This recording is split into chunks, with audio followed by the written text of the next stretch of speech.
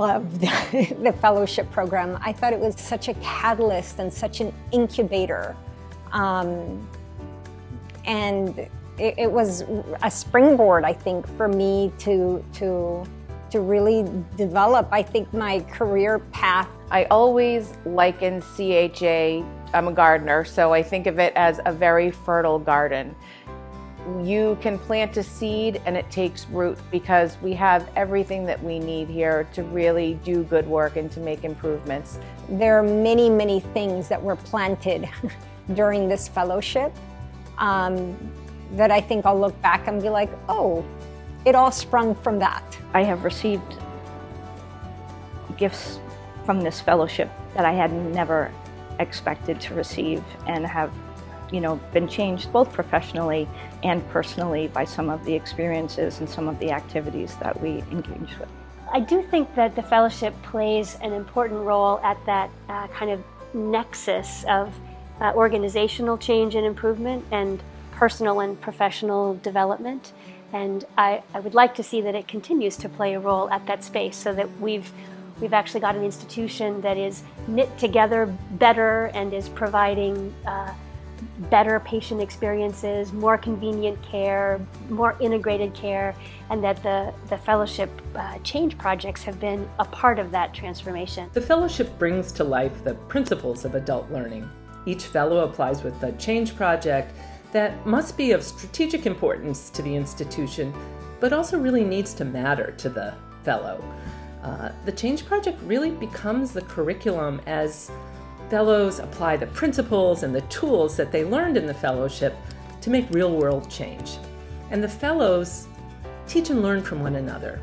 There are regular teaching sessions in which the fellows come together and workshop their projects and talk about challenges and come up with solutions.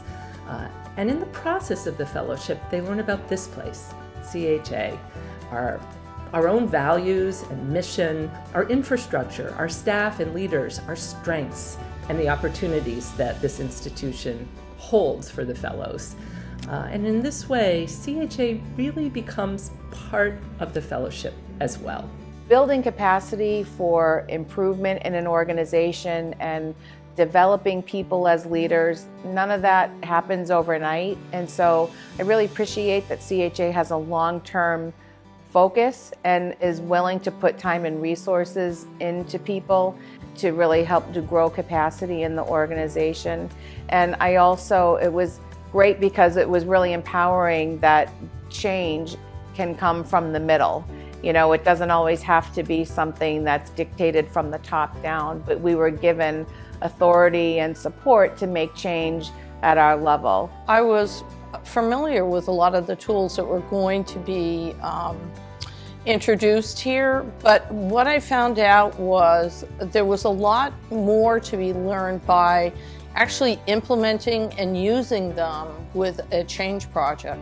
I do think this is a special way to have a year at an organization to learn about improvement science and to actually disseminate those tools and those skills throughout the organization. Process improvement it's a continuous process. It's not just something you do once and kind of leave, but I think it's a mentality too. That's not something I realized. Just knowing that there are clinical subsystems, something we learned about, that there are various aspects to healthcare delivery that go beyond just what's happening in the patient encounter, which is what we want to capture experiences about. But there are all these kind of supporting roles and different players in the process, stakeholders that we had to work with and navigate through to help get our project done. We are developing a kind of an evidence base around what works to make systems work better. So there are a set of tools, how you charter a project, how you define a problem, how you build an understanding of the current state, mapping processes, how you listen to and engage stakeholders, how you generate a collection of measures that you might use to know if your change is an improvement, ways of supporting and coaching people to do things in a new and different way, ways of monitoring the success and sustainability of your project over time. One of the tools that I've used quite a bit is the logic mapping, that we used a logic map to really map out what the underlying assumptions are of our project and how the intervention influences the outcome. And so I found that to be really helpful when we did it in fellowship, and I've used that technique with other projects going forward. One of the most rewarding things was seeing the visualization of our success in a run chart. We were able to actually map both process and outcome data, and if run charts can be inspiring, ours certainly was. To see the success of our program on that chart was just really exciting. I was particularly interested in trying to teach about improvement science through a specific kind of relational lens, with the recognition that patients and families are partners in improving care and care processes, and partners in producing outcomes. And so I really wanted to lean into this idea of partnership with patients and families, an idea that I called co-production. I think the model of co-production, really thinking about who the collaborators are that you're working with, that it's not you bringing something that is going to transform, but really what are the things that you bring, and what are the things a patient brings, what are the things that other stakeholders bring, and how do you put that together? We as a core of a team had ideas, right, about how we thought we could change things and what needed to be done. And we had some good ideas, but the thing that really surprised me was the incredible knowledge of frontline staff of the process. And their ideas were so valuable.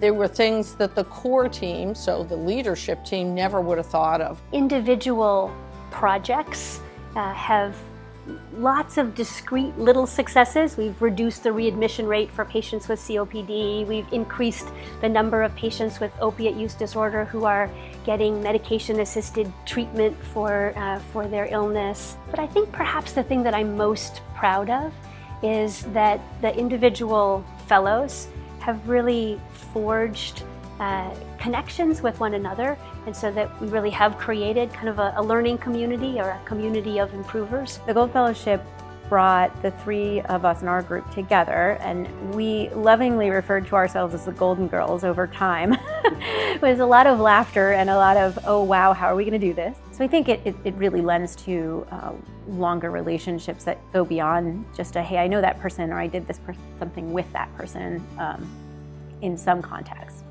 I feel like I connect a lot with Gold Fellows who were in cohorts prior to mine.